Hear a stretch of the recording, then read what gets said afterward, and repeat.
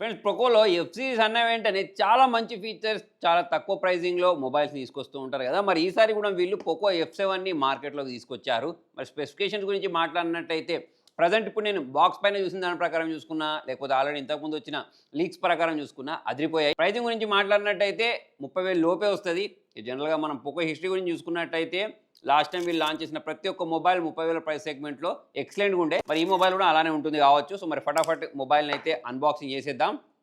So మరి ఈ సీల్‌ని అయితే నేను బ్రేక్ చేసేసాను. బాక్స్ ప్యాకేజింగ్ మాత్రం సేమే ఉంది.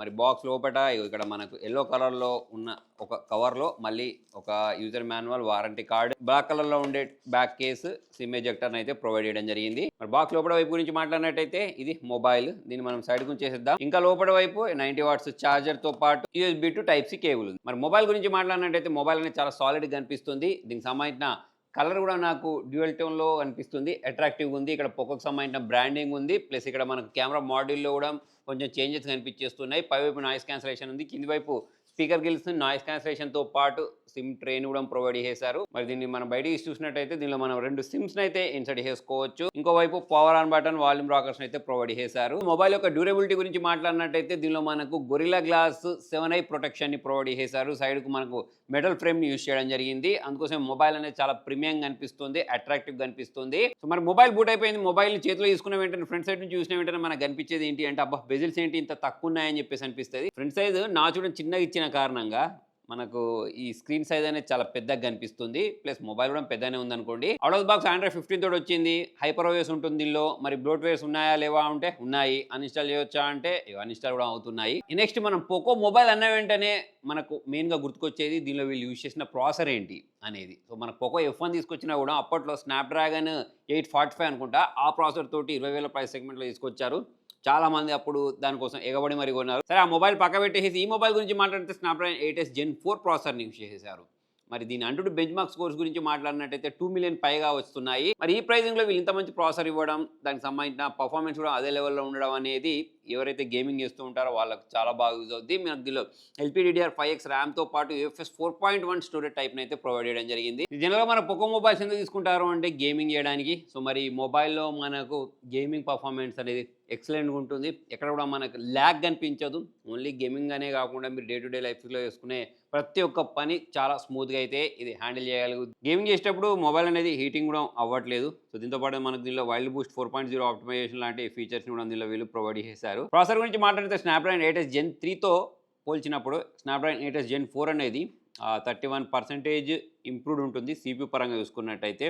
మళ్ళీ 44% అనేది ఎన్‌పీయూ పర్ఫార్మెన్స్‌లో ఇంప్రూవ్‌మెంట్ ఉంటుంది. 49% జీపీయూ పర్ఫార్మెన్స్‌లో అయితే ఇంప్రూవ్‌మెంట్ ఉంటుంది. అంతేకాకుండా గేమింగ్ ఆడేటప్పుడు మనకు మొబైల్ అనేది హీట్ అవ్వకుండా ఉండడానికి 3D ఐస్ లూప్ కూలింగ్ సిస్టమ్‌ని కూడా ప్రొవైడ్ చేశారు. దాని కారణంగా మనం గేమింగ్ ఎక్కువ టైం చేసినా సరే మనకు మొబైల్ అనేది హీట్ అయినట్టు అనిపించదు. నెక్స్ట్ ఈ మొబైల్‌లో నాకు నచ్చిన ఇంకొక మంచి విషయం ఏంటి అంటే దీనిలో వీళ్ళు ప్రొవైడ్ చేసిన 7550 mAh బ్యాటరీ. సో మనకి ఈ సెగ్మెంట్‌లో ఇంత ఎక్కువ బ్యాటరీ బ్యాకప్ అనేది వేరే ఏ బ్రాండ్ కూడా ప్రొవైడ్ చేయట్లేదు.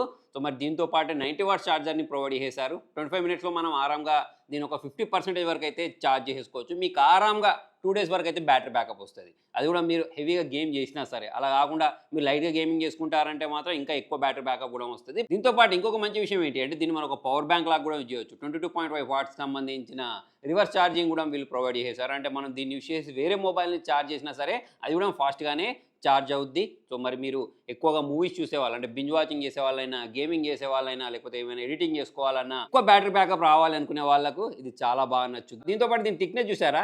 ఇంత ఎక్కువ బ్యాటరీ బ్యాకప్ ఇచ్చినా సరే 7.98 మాత్రమే ఉంది. సో మరి మొబైల్ అనేది చాలా స్లిమ్‌గా కనిపిస్తది. ప్లస్ దీనిలో ఇంకా చాలా రకాల మంచి మంచి ఫీచర్స్ ఉన్నాయి. అంటే వెట్ టచ్ లాంటి ఫీచర్ కూడా ప్రొవైడ్ చేశారు. దీంతో పాటు ఇంకొక మంచి విషయం ఏంటంటే ఇప్పుడు వర్షాకాలం నడుస్తుంది కాబట్టి మొబైల్ అనేవి నీళ్ళలో పడి పాడైపోతూ ఉంటాయి. లేకపోతే మనం ప్రయాణించేటప్పుడు మొబైల్ జేబులో ఉండిపోయి సడన్‌గా వర్షం పడ్డా సరే మొబైల్ అనేది పాడైపోతూ ఉంటుంది చూసారా? సో అలా మొబైల్‌కి ప్రొటెక్షన్ ఇవ్వడానికి IP68, 69 రేటింగ్ కూడా ఉంది. ఒకవేళ పొరపాటున నీళ్ళలో పడిపోయినా సరే మొబైల్ అనేది డ్యామేజ్ అవ్వడానికి ఛాన్సెస్ తక్కువ అన్నట్టు. అలా అని చెప్పేసి మీరే నీళ్ళలో పడేసి మొబైల్ పాడైపోయింది నాకు వారంటీ ఇవ్వండి అంటే మాత్రం కంపెనీలు వారంటీ ఇవ్వవు. నెక్స్ట్ దీనిలో మనకు 50+8 మెగాపిక్సెల్ బ్యాక్ కెమెరా ఇచ్చారు. 8 megapixel ultra wide angle camera provide చేశారు. 20 మెగాపిక్సెల్ సెల్ఫీ కెమెరా ఉంది. బ్యాక్ కెమెరా వచ్చేసి 4K 30 FPSలో రికార్డ్ చేసుకోవచ్చు కానీ సెల్ఫీ క్యామ్‌లోనే మనకు 4K వీడియో రికార్డింగ్ లేదు. 1080p 60 FPSలో మాత్రమే మనం వీడియో రికార్డ్ చేసుకోవచ్చు. మరి దీంతోటి క్యాప్చర్ చేసిన వీడియో శాంపిల్స్ కూడా మీరు ఒకసారి చూసేయండి.